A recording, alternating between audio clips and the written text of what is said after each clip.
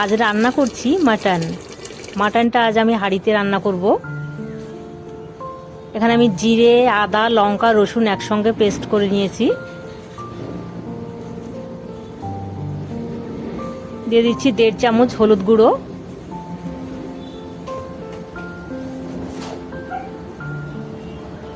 1 চামচ লবণ, বড় সাইজের একটা টমেটো, 3টে তেজপাতা, কয়েক কোয়া রসুন, কয়েকটা চেরা কাঁচা লঙ্কা।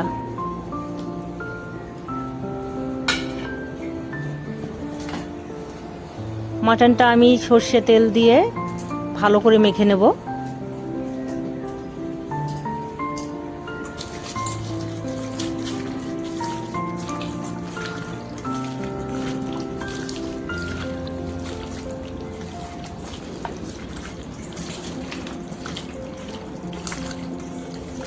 মাংসটা প্রায় আমি 5-7 মিনিট ধরে মাখবো।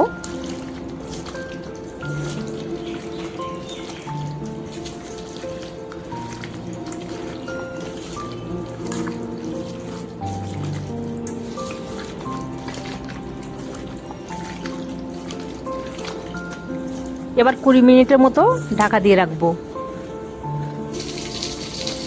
মাংসটা রান্নার জন্য এখানে আমি হাঁড়িটা বসিয়ে দিয়েছি।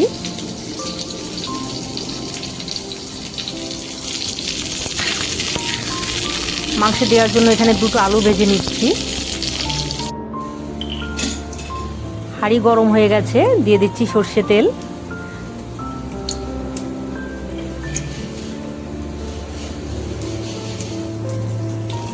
ফোড়নের জন্য দিচ্ছি 3টে শুকনো লঙ্কা, 2-3টে এলাচ আর 2টো লবঙ্গ, গোটা জিরে। এবারে পেঁয়াজটা দিয়ে দিচ্ছি। এখানে আমি বড় সাইজের 3টে পেঁয়াজ নিয়েছি 700 গ্রাম মাটনের জন্য। পেঁয়াজটা একটু বেশি দিলে আলাদা করে চিনির দরকার হয় না। পেঁয়াজটা আমি ভালো করে একটু ভেজে নেব যত সময় না কাঁচা গন্ধটা যাচ্ছে।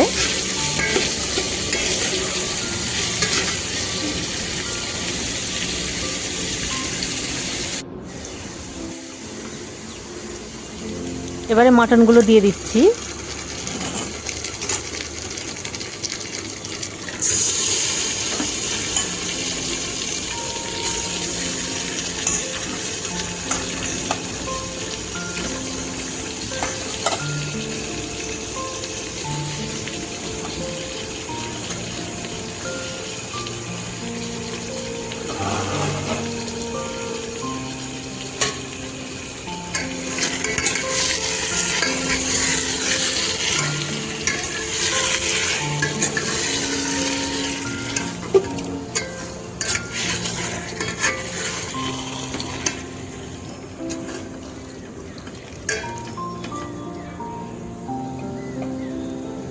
মশলার বাটিটা ধুয়ে অল্প পরিমাণ জল দিয়ে দেব।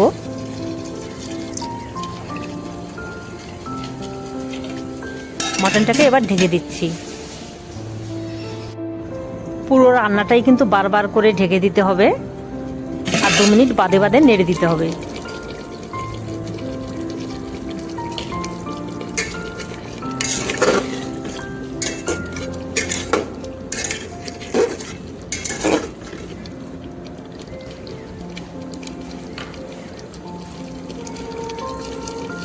আবারও একবার ঢেকে দেব। মাটন কিন্তু 70% সেদ্ধ হয়ে গেছে। এখন ভেজে রাখা আলু আর মাটনের চর্বিটা দিয়ে দিচ্ছি।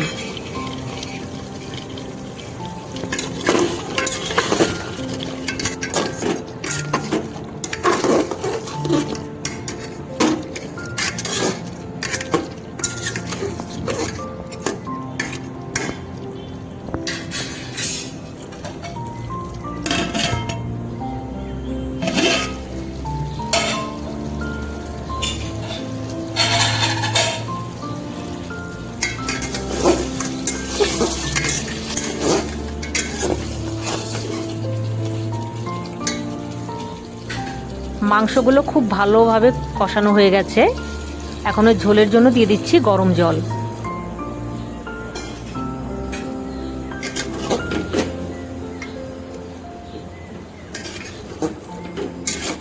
ঝোলটা দেওয়ার পর কিন্তু আমি আঁচটাকে এবার হাইতে রাখবো।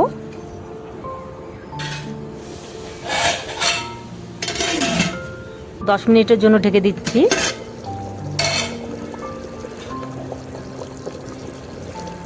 দিয়ে দিচ্ছি গরম মশলা,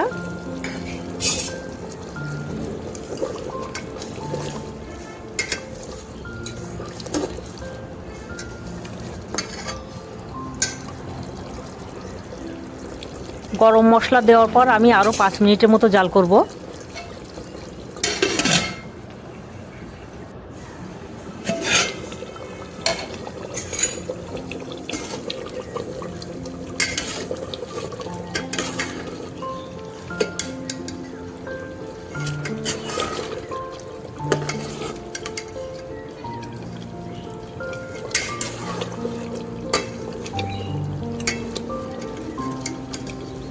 মাটনগুলো কিন্তু খুব ভালো মতো সেদ্ধ হয়ে গেছে। রান্নাটা হয়ে গেছে, এখন নামিয়ে নেব। ভিডিওটি ভালো লাগলে লাইক, শেয়ার, সাবস্ক্রাইব করবেন।